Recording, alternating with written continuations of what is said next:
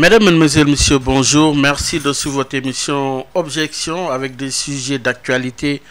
Le Mali, sujet géopolitique, mais également la Coupe d'Afrique des Nations de football au Cameroun. Nous parlons également dans cette émission de campagne électorale avec notre invité Boubacar Ba. Bonjour et merci d'avoir bien voulu accepter notre invitation. Bonjour à M. Baye Omar Gueye, aux éditeurs de Sud FM.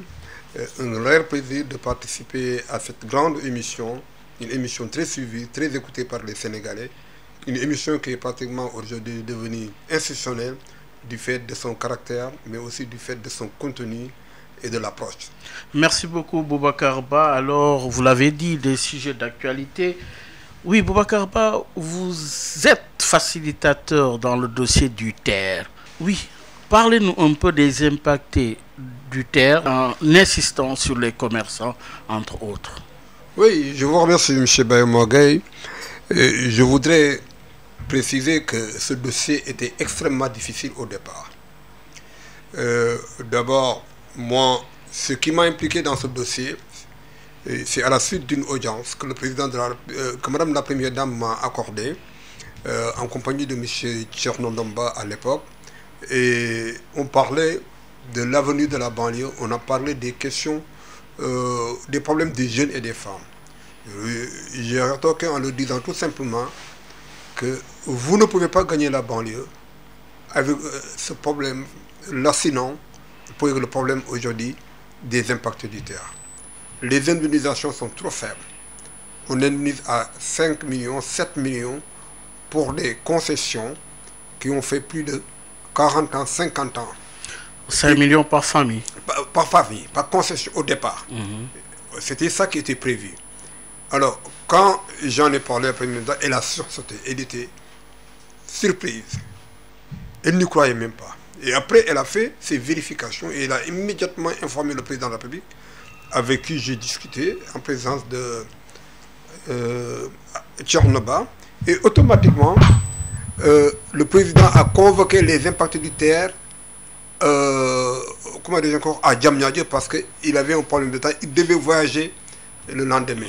Mais il ne pouvait pas accepter cette situation. Et cette rencontre a eu lieu entre les impactés du terre, comment dire encore, le directeur général de l'APIX, le premier ministre à l'époque, Boun Abdallah Dionne, qui a joué un très grand rôle dans la facilitation, en fait dans les prises de décision, le gouverneur de Dakar, et après aussi nous, qui avions parlé de ce problème-là au président de la République. Comme facilitateur. Qui ont attiré son attention et automatiquement, il nous a retenus comme principaux facilitateurs. Et depuis ce jour, nous n'avons pas arrêté jusqu'à la veille même de l'inauguration du terre. Et chaque fois qu'il y a eu un problème, avant, on informait le Premier ministre, mais par la suite, c'est le gouverneur de Dakar qui a pris le relais. Et le président, les impactés sont passés de 17 milliards d'indemnisation qui étaient prévus au départ à 77 milliards. Le président de l'État du Sénégal, quand même, il faut le dire, en ma présence et en présence de tous les concernés dans ce dossier-là, nous avons assisté à la conciliation au niveau du bureau du terre qui se trouvait en bas pendant 3 mois, 19 jours. Et aujourd'hui, est-ce que le problème est réglé définitivement? Il est réglé pratiquement définitivement. Il reste 3 questions majeures. Lesquelles? La première question, c'est aujourd'hui les terrains que le président leur avait offerts. Aujourd'hui, ils sont tous regroupés sur un site de 40 hectares au niveau du lac Rose. Et ce qui est extraordinaire, ils sont en train d'aménager ce site-là au même niveau que Apex Town, ou même mieux.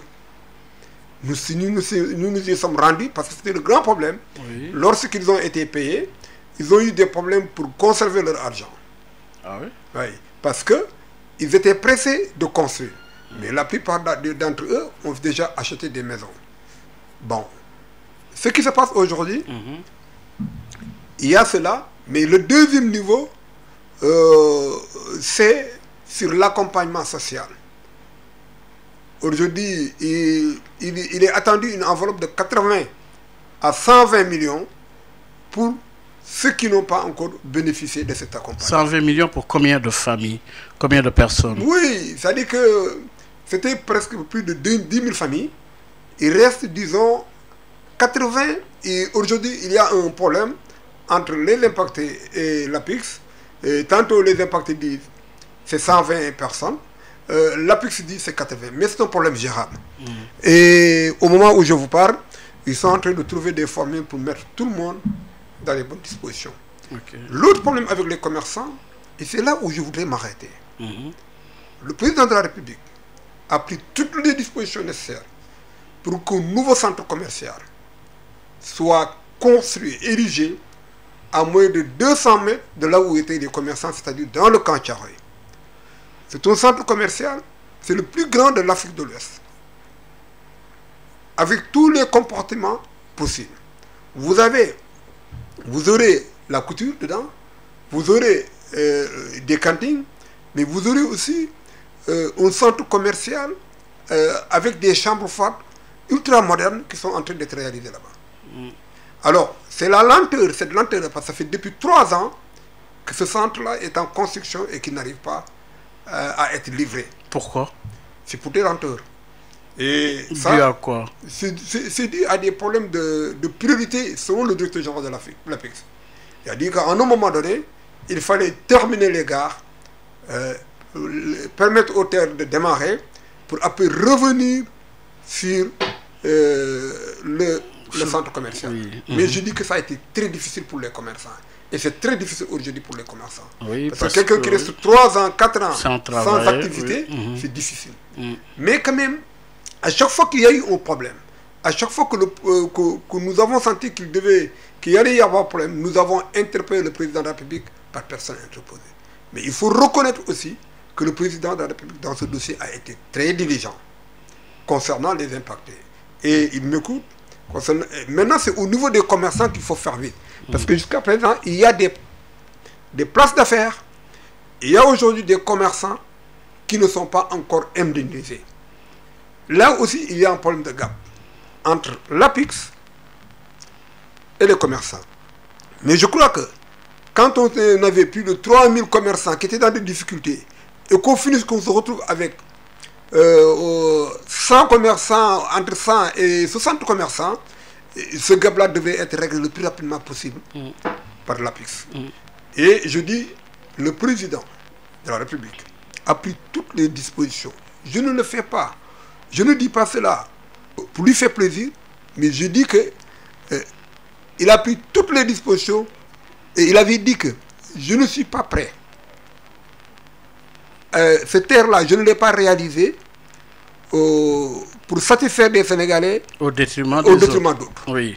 Il a donné des instructions fermes en disant que, avant que le terre démarre, je voudrais que toutes les difficultés soulevées par les impactés, que ce soit les impactés résidents, que ce soit les impactés commerçants, soient résolus. Aujourd'hui, le problème que rencontraient les impactés résidents ont été résolus. Il reste les impactés commerçants. Il reste les impactés commerçants, oui. Mais il reste aussi la possession de ces terres. C'est-à-dire qu'aujourd'hui, l'entrepreneur et l'APIX ont donné rendez-vous dans 1 an au maximum tous les aménagements, qui sont des aménagements ultramodernes. Où ça? Au niveau du lac Rose, 40 hectares, et site qui sera aménagé au même niveau, ou même mieux que celui de l'APIX. Ah oui. Et c'est la garantie que l'entreprise a apportée aux impactés. Et quel est l'échéancier pour justement donner les clés? C'est au plus tard, le 31 octobre 2022. Au plus tard, le 31 octobre 2022. Et ça, c'est au plus tard. Okay. Mais, je vous dis, toutes les dispositions pratiques sont aujourd'hui prises pour que ces impactés entrent en possession de ce site, avec tous les aménagements modernes et que cela demande, que cela requiert pour une cité moderne. Donc vous suivez de très près ce dossier pour rappeler à nos auditeurs que vous êtes un des facilitateurs. Alors Boubacar Ba, justement parlons de ce terre. Le transport dans la zone, l'enjeu principal c'est de désenclaver complètement cette zone.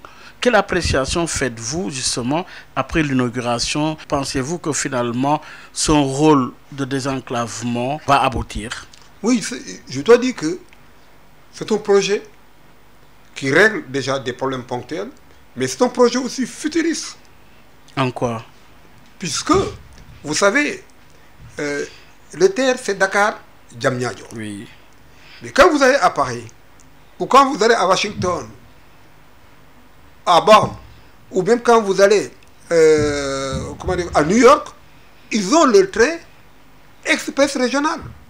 Oui. Parce que, tout simplement, c'est pour éviter les embouteillages. En France, vous avez le périph', vous avez les autoroutes, mais malgré cela, le problème de transport routier reste entier. Et des banlieues ou bien des régions proches, ils partent tous les jours des centaines de milliers de personnes pour rallier la capitale. Le problème, c'est pas la pertinence du projet, c'est beaucoup plus le coût. Oui. C'est énorme quand même. Oui, vous savez, moi je ne voudrais pas entrer dans ces considérations, mais je voudrais préciser tout simplement que dans le contexte actuel, oui. Peut-être que c'est énorme présentement, mais dans 2 ans, 3 ans, si on veut le réaliser, on se retrouvera avec un budget de 1000 milliards. Maintenant, par contre, ce que je dis, on ne peut pas engager un projet d'une telle envergure avec autant de moyens, que ce projet-là soit livré et que vous savez, entre ceux qui ont les maîtres d'ouvrage, l'APIX et la SNTR, oui. C'est 2 gestions différentes. Oui. Avant de remettre la gestion à une nouvelle structure, moi je crois que ce qui était plus logique pour mettre tout le monde à l'aise, c'est de faire un audit de la réalisation de ce projet-là. C'est de faire ça n'a pas été fait? Jusqu'au moment où je vous parle, personne n'a ces informations. On te dit que le terre a coûté tant. Oui. Et la meilleure approche, et la meilleure réponse pour mettre tout le monde à l'aise, c'est que le président de la République commande un audit pour permettre à ceux qui ont exécuté ces travaux-là d'être à l'aise, mais pour aussi mettre à l'aise la nouvelle société, la SNTR, Société nationale donc, du terre, d'être dans des positions d'une gestion transparente et d'une gestion convaincante. Oui. Oui, d'autant plus que le débat il est déjà en cours. Beaucoup ne savent pas encore justement le statut propre de cette société qui a en charge justement le terre. Oui, mais moi je crois que aujourd'hui... Et même le contrat n'a pas été rendu public. Oui, mais vous savez, moi ce que je peux dire déjà, oui. C'est que ce que je vois dans cela, il y a d'abord la SNTR, oui. La Société nationale de gestion du terre, dont le directeur général est Abdou Ndéné Sall. Oui. Et il y a, dont le président c'est M. Tchernolo. Oui. Et en dehors du SNTR, il y a la CTR, qui est la société d'exploitation, et qui exploite. C'est ça. Mais je crois que là, le directeur général, l'acteur directeur général, a bien expliqué la situation. Moi, ce qui m'intéresse dans cette terre-là aujourd'hui, c'est les solutions qu'il apporte. Mais n'oublions pas aussi que le terre, pour le moment, laisse des plumes sur toute la plateforme. Ah oui? Parce qu'il était prévu un aménagement tout au long de la plateforme. Aujourd'hui, quand vous arrivez... Oui. C'est pas encore le cas. C'est pas encore le cas. Et c'est à cela que j'invite le directeur général de l'APIX, c'est à cela que j'invite le nouveau directeur général de cette terre, Abdou Ndéné Sall, qu'il prenne toutes les dispositions pour mettre à l'aise les populations environnantes. En quoi faisant? Bon, en aménageant tout au long du corridor. Vous savez, quand vous êtes dans des trains et que vous traversez des villes, vous avez toujours à côté des routes ou des corniches de dégagement. Secondaire. Oui. Secondaire. Oui. Autre chose, l'assainissement. Puisque le terre a été réalisé en hauteur. Oui, et ça cause énormément, ça cause au moment où je vous parle, énormément de problèmes à certaines populations environnantes. Au niveau de la cité 2, au niveau de la cité 3, au niveau de Pikine Ouakhinane, de Yeumbeul. Et qui crient leur colère. Et qui crient leur colère, et qu'il faut une colère justifiée. Oui. C'est ce que j'appelle, moi, dans cette démarche et dans ce cadre-là, les nouveaux impactés du terre. Parce qu'ils sont là. Ils vont vivre au quotidien avec le terre, mais ils ont besoin d'être accompagnés. Voilà aujourd'hui la réalité, les réalités du terre dans la banlieue. Oui. Mais moi, je dis que c'est un projet qu'il faut saluer. C'est un projet futuriste. Je crois que dans 5 ans, quand le chemin de fer sera raccordé à Diamniadio, Dakar-Saint-Louis, le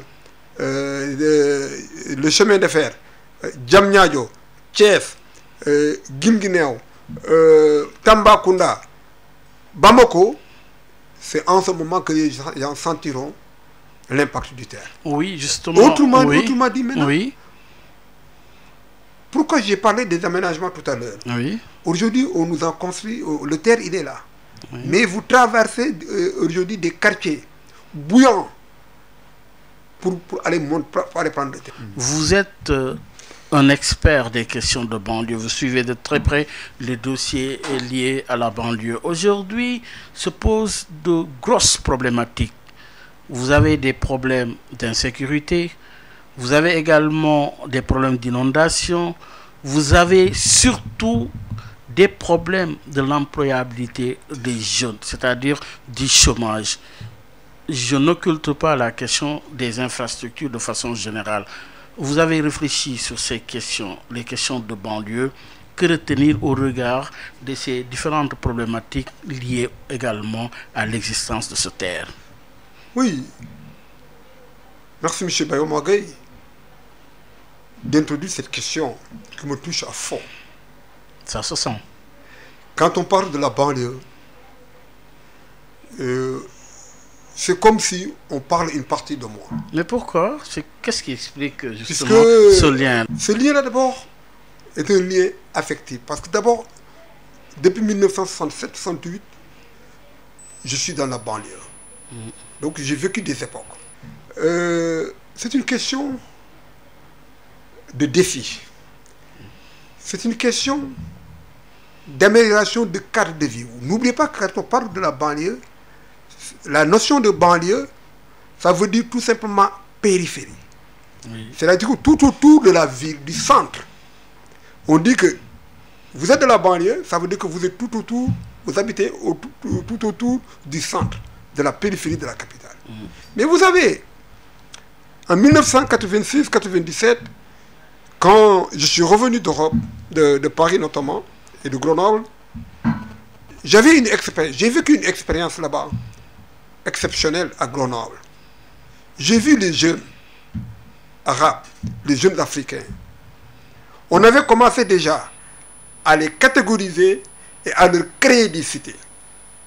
Et ce phénomène-là, quand je suis arrivé à Paris, notamment à Cergy-Pontoise, j'ai vu que c'était plus profond. Ça a coïncidé avec l'élection de M. Jacques Chirac à la présidence. Et du fait que j'avais d'excellentes relations avec son entourage, j'ai dit à son attaché de cabinet, vous êtes en train, la France est en train de créer un problème qui risque de lui porter préjudice d'ici 15 ans, 20 ans. Oui, mais parce que ça s'est empiré sous Sarkozy. Oui, et avec ce qui s'est passé, la question identitaire. La question identitaire. Et qu'est-ce qui s'est passé? Il y a eu une révolte psychologique, psychosociologique dans ce milieu-là. Et les jeunes, la plupart des jeunes qui ne pouvaient pas s'exprimer ont pris d'autres voies, d'autres chemins. Et les gens parlent de terrorisme. C'est parce que, tout simplement, quand on t'enferme dans un environnement sociologique, quand on crée comment dire encore, cette situation de banlieusards et de jeunes en fait, de la capitale, ça pose un problème d'identité et ça crée une révolte. Alors, moi, quand je suis revenu au Sénégal, j'ai très rapidement commencé des études et des recherches.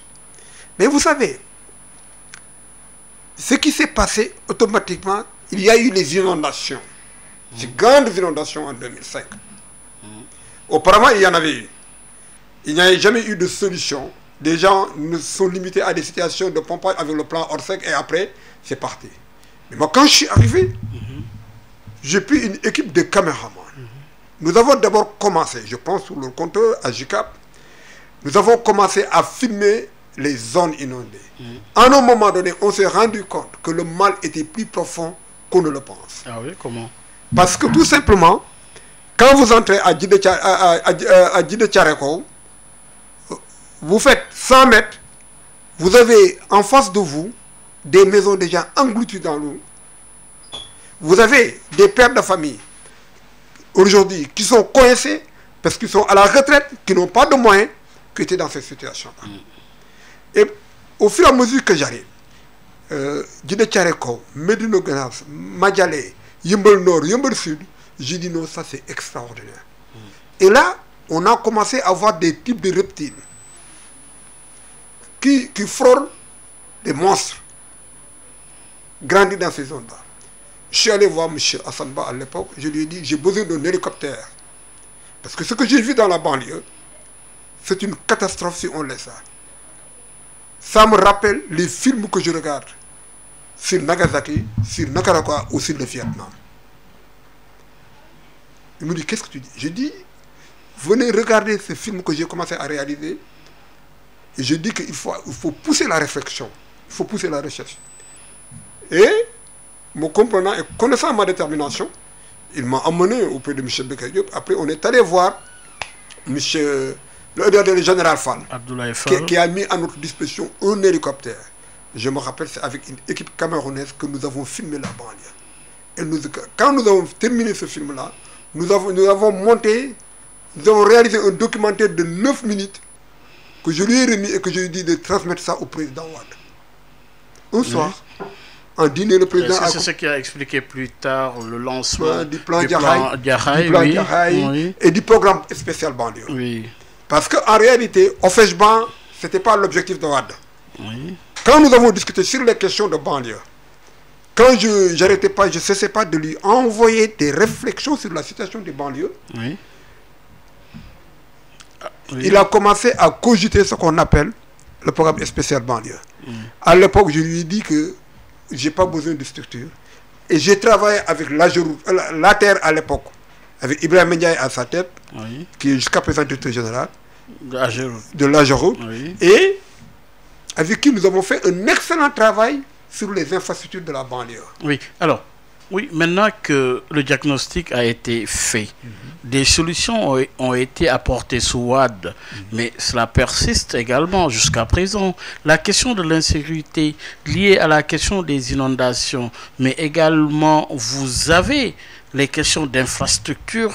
Oui, comment appréciez-vous cette situation de la banlieue et quelle alternative finalement? Oui, ça a glissé sur cette situation des infrastructures. Oui. Puisque d'abord, le pôle d'infrastructure qui était a subi comment dire encore, l'attaque, a subi les conséquences des inondations. Et les infrastructures se sont encore dégradées davantage. Malgré ça, des études ont été faites, des dispositions pratiques ont été faites. Et c'est à la suite de cela que le président de la République a voulu mettre sur place l'office de la banlieue, le président Wade à l'époque. Oui. Et quand il a cogité ça, par des guerres politiques, des guerres de positionnement, la plupart des hommes politiques du PDS qui étaient dans cette zone-là avaient vu la naissance de cette structure comme une structure qui allait donner de la force à Boubacar Ba. Parce qu'il a passé tout son temps à réfléchir sur la banlieue pendant qu'il s'occupait d'autres choses. Oui. Et oui. Au finish, ils l'ont dissuadé à parler de l'emploi des jeunes. Parce Oui. que le volet emploi des jeunes était juste une question qui allait régler, comme nous l'avons soulevé sur le programme des infrastructures, parce que quand vous parlez d'infrastructures, ça veut dire forte création d'emploi et de main-d'œuvre. Oui, maintenant, on est en 2022, Oui. 2021, 2020, 2019, 2018. Le problème persiste jusqu'à aujourd'hui. Oui, je suis parfaitement d'accord avec vous. Pourquoi? Est-ce un problème de vision ou quoi, finalement? C'est un problème d'approche. Oui. Et les autorités locales, les populations des banlieues ont tous leurs responsabilités sur cette question-là. Parce que tout simplement, Pikine, la ville de Pikine, Oui. parce que quand on parle de banlieue, on parle de Pikine, on parle de Guédiawaye, on parle des Parcelles Assainies et on parle aujourd'hui de Keur Massar. Oui. Mais quand on parle pratiquement de la grande banlieue, c'est Pikine qui a accouché des autres banlieues. Oui. Et ce qui s'est passé, c'est que nous avons eu pendant toute cette période-là, disons depuis les années 85 jusqu'à présent, des dirigeants qui se sont contentés de rafistolage, de colmatage, au lieu d'aller au fond des questions d'assainissement sérieux qui prennent en charge toutes ces questions. Le président Macky Sall, oui, moi j'ai vu. Oui, parlons quand même d'alternatives, parlons de solutions. Aujourd'hui, oui, vous avez fait le diagnostic. Maintenant, quelle solution pour faire face à cette série de problèmes? La première, les solutions, elles sont là devant nous. Lesquelles? La première chose qu'il faut, c'est qu'il faut repenser le plan directeur de la banlieue. Oui. Aujourd'hui, à Guédiawaye, quand même. En lui indiquant quelle direction? En lui indiquant d'abord la direction d'une ville, de ville nouvelle. Oui. La direction de ville nouvelle, c'est quoi? C'est-à-dire? Ça repose sur des infrastructures de dernière génération. Et quand vous mettez en place un système d'infrastructures de dernière génération, forcément, il y a création d'emplois. De quelle nature?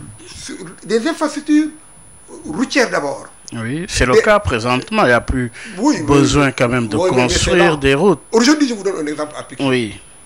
Pikine n'a plus d'espace pour ériger de nouveaux lycées. Pikine n'a plus d'espace pour ériger de nouveaux centres de santé ou de nouveaux hôpitaux. On est obligé de construire en hauteur.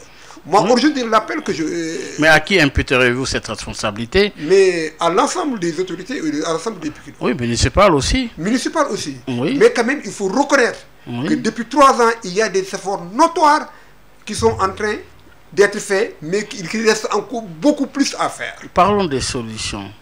Vous avez parlé des infrastructures en faisant de Pikine justement une ville nouvelle, en essayant justement de nous donner des solutions. Lesquelles finalement? Oui, lesquelles d'abord. Je dis que Pikine aujourd'hui a besoin, comme j'ai dit tout à l'heure, d'infrastructures routières. Oui. Il a besoin d'infrastructures hospitalières. La banlieue. C'est vrai qu'il y a l'hôpital de Pikine. Oui. Il y a aujourd'hui l'hôpital de Keur Massar qui est un nouveau centre de santé, mais ça ne suffit pas. Alors, moi, mon objectif, c'est de changer la ville de Pikine en s'appuyant sur ses réalités économiques. La ville de Pikine a une côte sur 9 km. Vous prenez Thiaroye, de Thiaroye-sur-Mer à Mbao, c'est 9 km de côte. Aucune réalisation. Objectif, c'est de faire de cette plage-là une plage attirante. Deuxièmement, nous avons aujourd'hui... Est-ce que ce n'est pas déjà vendu? Oui. Cet espace, est-ce que ce n'est pas déjà vendu? Non, ce n'est pas encore vendu.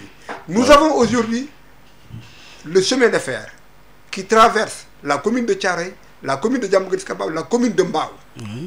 Aujourd'hui, nous avons le port de Ndayane qui va bientôt arriver. Nous avons Diamniadio. Il faut repenser la circulation à Pikine.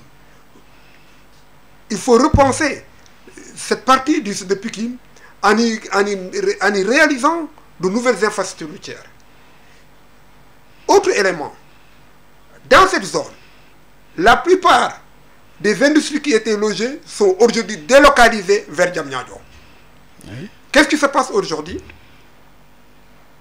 Ceux à qui l'État avait donné un bail, ils ont clôturé tous ces espaces-là et ils sont en train de le vendre à l'intérieur, de développer de nouvelles concessions.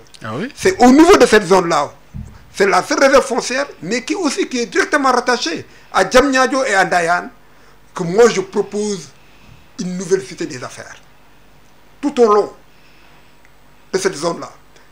De Sotiba Saint-Afrique, qui est resté aujourd'hui fermé depuis plus de 20 ans maintenant, un danger permanent écologique pour la ville de Pékin, mais aussi d'autres usines. Et notre combat aussi doit être de transférer les UCS, de les sortir carrément d'Ambao. Ah oui? Non, c'est devenu une réalité. Les enfants qui naissent là-bas, les vieilles personnes qui vivent là-bas, elles te disent que souvent qu'ils ont des problèmes de poumons. Oui. Et ça, il faut que le président de la République soit sensibilisé au plus rapidement. Que l'étude soit menée pour au moins déterminer justement les conséquences sur le plan de la santé. De la santé. Oui. Et c'est une ville nouvelle, c'est une nouvelle qui va se développer dans toute cette zone-là. Oui. Avec des cités d'affaires, des lycées, peut-être des centres de recherche. Et ce qui complétera la plateforme de Diamniadio vers Dakar. C'est une sorte de chaîne de valeur. Une sorte de chaîne de valeur. Oui, sur tout au long de la plateforme. Tout au long de la plateforme, oui. Entre la route nationale et la plage. Est-ce que ça va résorber le besoin en emploi des jeunes? En partie. En partie.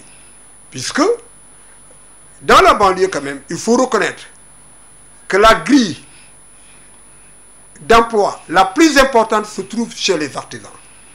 Quand on parle d'artisans au Sénégal, les gens ont tendance à penser artisanat d'art.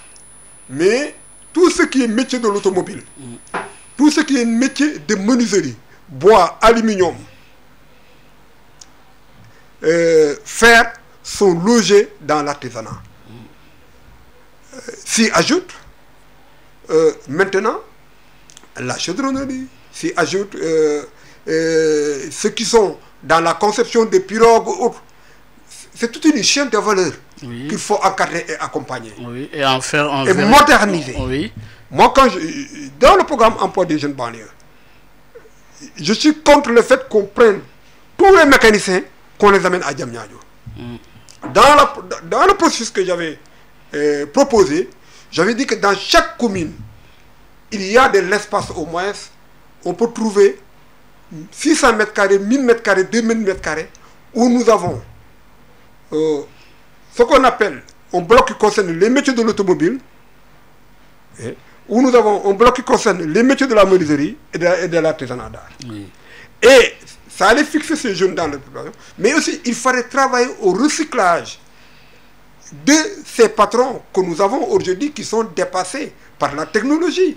Il faut tout simplement utiliser des lycées comme le lycée Seydina Limamou Laye, le lycée André Pétanvé, le lycée Amadou Cheikh Bamba, et puis développer une formation des formateurs. Des nouveaux métiers. Des nouveaux métiers. Oui. Et accompagner ces garagistes et leur imposer un canevas de prise en charge même de leurs apprentis. À partir des besoins identifiés tout au niveau local. Oui. Oui, alors Boubacar Ba, invité d'objection, vous êtes également le président du mouvement Banlieue Avenir.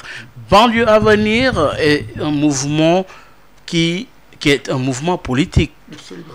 Oui, nous sommes en campagne électorale.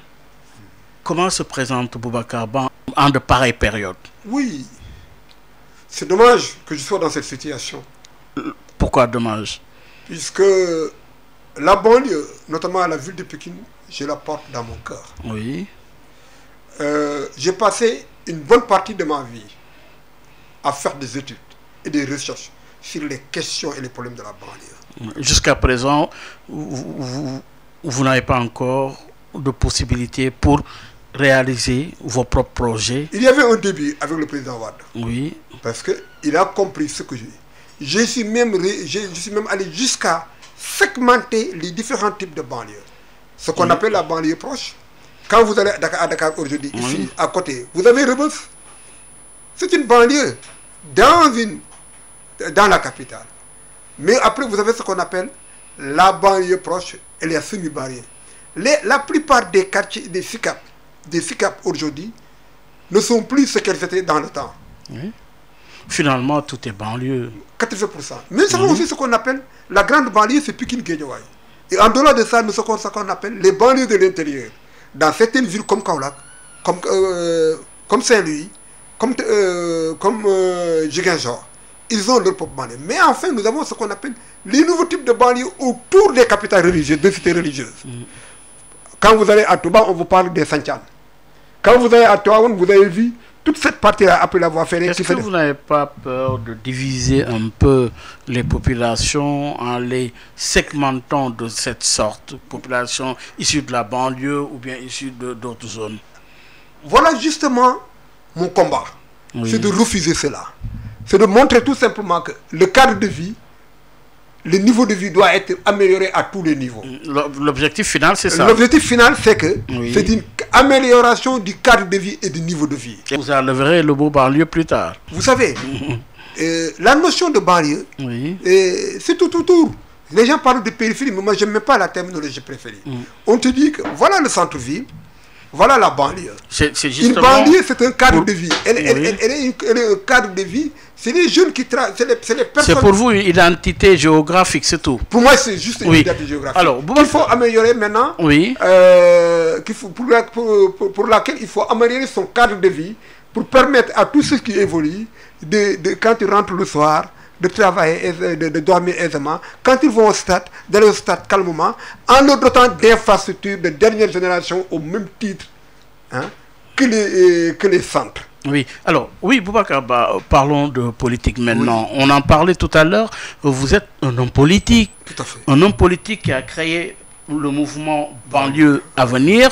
Mais aujourd'hui, en pleine campagne électorale, où se positionne Boubacar Ba? Parce que d'après mes informations, votre liste a été recalée. Oui. C'est ça? Oui, vous confirmez? Oui. Et maintenant, vous avez choisi quel camp finalement? Oui, d'abord, c'est pour rappeler, dans un premier temps, que moi, j'ai été avec le président de la République et je l'ai soutenu à l'élection présidentielle. Et j'ai joué mon rôle pleinement jusqu'à sa victoire. Mais pourquoi cette précision? Après, pourquoi vous faites cette précision? Parce que je fais cette précision parce qu'après, j'ai commencé à travailler avec M. Boubacar Camara de PC Djingo, qui m'a tiré dans la coalition Yewo Askanui. Quand je suis arrivé là-bas, j'ai commencé à travailler. Nous avons vraiment travaillé sur les investisseurs. On s'est rendu compte que c'était le sauve-qui-peut au niveau de la ville de Pékin. Et au finish, on a senti qu'il y avait trop de camouflage autour de certaines personnes. Moi, je me suis retiré 48 heures avant la date limite de dépôt. J'ai fait ma liste. Je reconnais qu'il y a... J'ai eu un seul motif de rejet. C'est le numéro 27 et le numéro 28 de ma liste, sur laquelle on a mis 2 hommes. Numéro 36, numéro 35 et 36, on a mis 2 femmes. Numéro 41 et 42, on a mis 2 femmes. Oui, mais quand vous faites le ratio, la parité est respectée dans le nombre. C'était juste l'objet d'une correction. Et nous avons pris un avocat. Nous avons déposé le dossier en recours à la Cour d'appel. La Cour d'appel a recalé notre dossier tout en acceptant d'autres coalitions qui avaient au moins 4 ou 5 motifs. Et nous avons continué. Finalement, les coalitions ont été recalées. Mais moi, de par mon parcours politique, de par les relations qui m'ont lié avec le président Macky Sall, aujourd'hui, quand tu vois les candidats en lice, vous avez l'ancien maire de la ville de Pékin, qui a fait 9 ans, qui est revenu comme candidat. Vous avez M. Niang. Vous avez aujourd'hui le Sénégal, qui a un candidat. Moi, j'ai apprécié tous les candidats. J'ai apprécié la situation de Pékin. Est-ce qu'il faut continuer à replonger Pékin dans cette situation alors que des travaux, un programme d'infrastructure, un programme de sortie de situation de crise est engagé dans la ville de Pékin? Est-ce qu'il faut entre la continuité et la rupture, vous avez opté finalement pour la continuité? Actuellement, j'ai opté pour la continuité. Mais pour la continuité, quel bilan Timbo a dû vous présenter? D'abord, j'ai fait une appréciation de l'ensemble des candidats en compétition. Oui. Et j'ai constaté qu'aujourd'hui, dans cette situation, pour l'intérêt de Pékin, il a le meilleur profil, il a les meilleurs moyens il a plus de temps, autant de moyens pour réaliser les attentes de Pékin. Mais et moi, nous avons discuté. Mais concrètement. Parce que tout simplement, ma vision de Pékin, c'est aujourd'hui, comme je l'ai expliqué tantôt au départ, c'est de très rapidement régler les questions liées aux infrastructures. C'est très rapidement, aujourd'hui, prendre à charge ces préoccupations des Pékinois.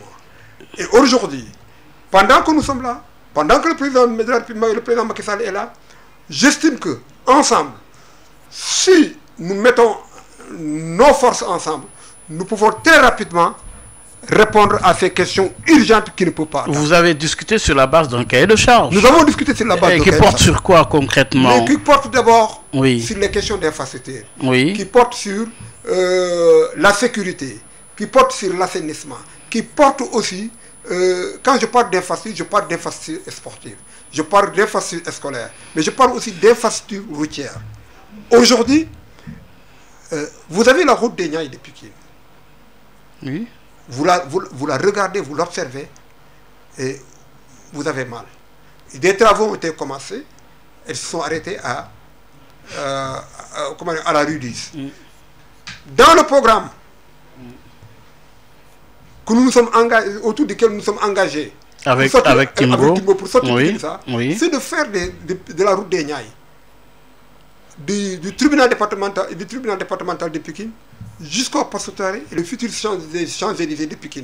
C'est-à-dire qu'un boulevard économique, commercial et de plaisance moderne. Oui. Mais alors, toutes les routes latérales aussi, que ce soit Icotaf, Talibou Bès, Talibou Mak, rue 10, mais aussi à Tcharoy, mais aussi des infrastructures tout autour du terre, des deux côtés, que ce soit au niveau de Pékin ou au niveau de Ganaray, jusqu'à Mbao, d'aménager et de permettre aux populations de circuler. Oui, Boubacar Ba, vous êtes issu de la même famille avec la coalition présidentielle. Aujourd'hui, qu'allez-vous apporter concrètement, puisque Timbo doit aujourd'hui présenter son bilan? Est-ce que vous avez l'impression que vous, avec le bilan actuel de Timbo, vous pouvez apporter un plus pour, justement, au soir du 23 janvier 2022, vous soyez vainqueur? Absolument. Parce que c'était l'objet d'abord, dans un premier temps, de ma candidature. Oui, mais qu'allez-vous apporter de plus? Ce que je vais apporter, c'est mon expertise, c'est mon engagement, mais aussi c'est surtout les études et les réflexions que j'ai faites sur la question de la banlieue. Disposez-vous d'un électorat fidèle? Évidemment. Oui. Parce que je suis le directeur général de l'emploi des jeunes de la banlieue. Je suis présent sur l'ensemble des 16 communes de Pékin et de Kermassar. Et c'est des jeunes, c'est des dames qui sont très respectés dans ces zones-là et qui vont s'engager, qui n'ont qu'un seul objectif, sortir Pékin de cette situation. C'est pourquoi je suis autour de moi pour qu'ensemble, nous essayons d'apporter les réponses qu'attendent les Pékinois. Seulement, il faut comprendre tout simplement que Pékin est une ville assez particulière en termes de relations sociales, en termes de relations psychosociologiques. Et c'est dans cette situation, c'est dans cette appréciation qu'il faut aller puiser pour répondre aux attentes des banlieues, des populations de la banlieue.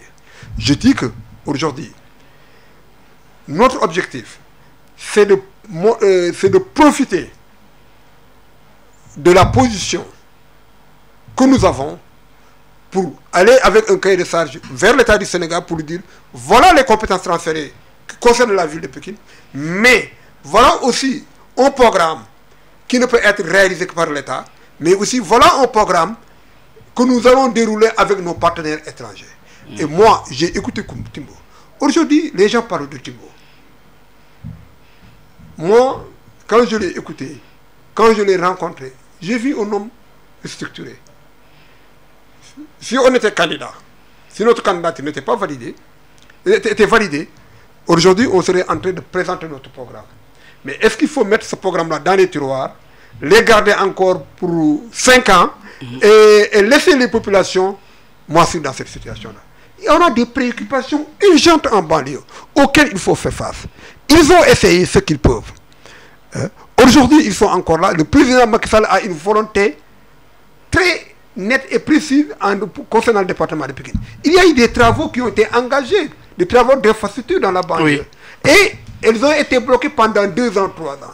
Quand le président de la République a été alerté sur ces questions-là, c'est ça, c'est une question de voirie. Il ne revenait pas, il les a appelés tous et il leur a dit, je veux que toutes ces réalisations que vous avez commencées et qui ont été bloquées pendant 3 ans soient terminées. Oui, alors Boubacar Ba, la dernière question, c'est par rapport à ce qui se passe au Mali suite à des sanctions contre le pays frère. Aujourd'hui, quel entendement avez-vous de cette grosse problématique qui touche justement nos voisins du Mali? Vous avez suivi les sanctions de la CEDEAO contre le Mali. Quel regard cela vous donne aujourd'hui avec cette forte mobilisation du peuple malien? C'est un regard très difficile. Parce que je suis profondément touché par cette situation. Des 2 côtés. D'abord, du côté de la CEDEAO. La CEDEAO, nous avons une CEDEAO des peuples, mais aussi nous avons une CEDEAO institutionnelle qui est aujourd'hui dirigée par des chefs d'État. Cette question m'amène à dire, est-ce que quand on prend certaines décisions aussi radicales que celle-ci, on l'a bien mûré? Le peuple malien est un peuple frère. Je suis pour autant. Et c'est le peuple qui est victime aujourd'hui et de la junte et de la CEDEAO. Moi, je crois qu'aujourd'hui, la CEDEAO doit desserrer les taux. Elle doit permettre aux populations de vivre et mettre les pressions sur la junte. Et la junte n'a pas le droit aussi. D'abord, ils ont enlevé Bandao, qui était un président consensuel, choisi par tout le monde. Aujourd'hui, il revient pour nous dire que la transition va durer 5 ans. 5 ans, ce n'est pas une transition, c'est un mandat. 5 ans, c'est un mandat. Et ce n'est pas ce qu'il avait dit au peuple malien. Maintenant, qu'est-ce qui se passe? Il braque le peuple malien contre la CEDEAO et il braque la CEDEAO aussi, les CEDEAO contre le peuple. Aujourd'hui, autant pour la CEDEAO, je demande au chef d'État de la CEDEAO de se réunir en urgence pour voir comment accompagner le peuple malien, mais aussi nous demandons à la junte de revenir sur ces décisions et de proposer quelque chose de logique sous le contrôle et sous l'accompagnement de la CEDEAO. Oui, merci beaucoup Boubacar Ba. Merci.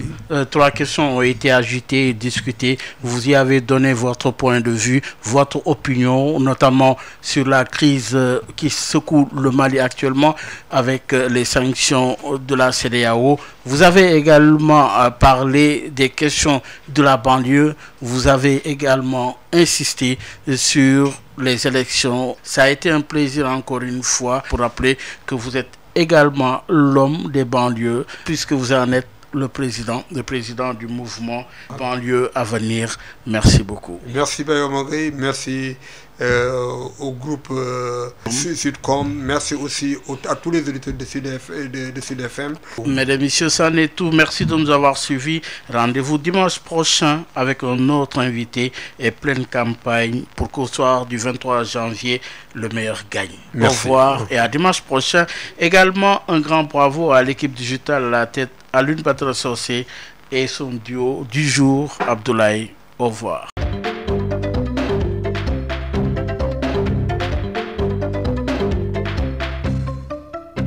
Sud FM.